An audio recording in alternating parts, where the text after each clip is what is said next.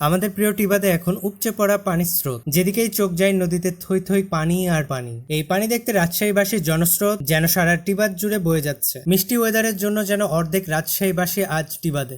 বাইরের আবহাওয়া আজ মেঘলা রোদ হওয়ায় খুব বাইরে যেতে ইচ্ছে হচ্ছিল, তাই যাবতীয় প্রয়োজনীয় সব কাজ সেরে বিকালে অটো ধরে সোজা রওনা হলাম টিবাদের উদ্দেশ্যে। রাজশাহীর রাস্তায় চলমান সকল প্রকার কাজ বন্ধ হওয়ায় বেশ সমস্যাই হচ্ছিল রাস্তায় চলাফেরা করতে। লক্ষ্মীপুরে গাড়ি থেকে নেমে একটা অবাক করা বিষয় খেয়াল করলাম, গাছে তারে বাসা বাড়ির ছাদ ভরা চড়ুই পাখি। সেই ছোটতে দেখতাম এই পাখি, বড় হয়ে তেমন দেখিই না। এসব দেখতে দেখতে ফ্রেন্ড চলে আসলো। ফ্রেন্ডের সাথে রিস্কায় উঠে সিএনবি সিমলা হয়ে সোজা টিবাদ চলে আসি। পার্কের রাস্তা থেকে টিবাদের গেট অব্দি ভালোই জ্যাম ছিল। কোন রকম জ্যাম ঠেলে বের হয়ে টিবাদের ভিতরে ঢুকে পড়ি। চারিদিকে অসংখ্য মানুষের ভিড়। টিবাদের লাইন দিয়ে বসে সবাই ওয়েদারের মজা নিচ্ছিল। কেউ নৌকায় ঘুরছে, কেউ আবার গান গাইছে। সব মিলিয়ে এক দারুণ অভিজ্ঞতা। পানির কথা আর কি বলবো, একুল ওকুল সব কুলে খালি পানি আর পানি। রাজশাহীর ওয়েদারটা আজ খুব মিষ্টি ছিল, সাথে